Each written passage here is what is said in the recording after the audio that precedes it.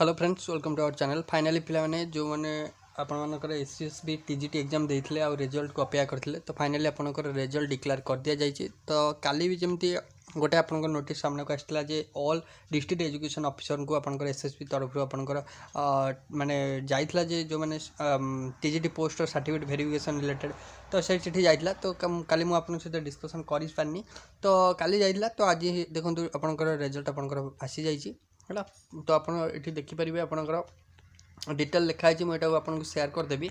ये आप देखूँ कौन सिलेक्ट होती roll number of provisional shortlisted candidate. तो आपंकर पीसीएम रे को माने केतेबेले भी आपंकर सर्टिफिकेट वेरिफिकेशन करेंगे तार आपंकर पूरा लिखाई है नेम दी जोन यहाँ अनुकूल अच्छी आप चाहिए डिटेल देखिपारे। ये आप रोल नंबर चेक करेंगे ठीक अच्छे। तो आशा करुँच आपको इनफर्मेशन भल लगी भल लगी निहत लाइक कर शेयर कर सब्सक्राइब करने को भूलें नहीं।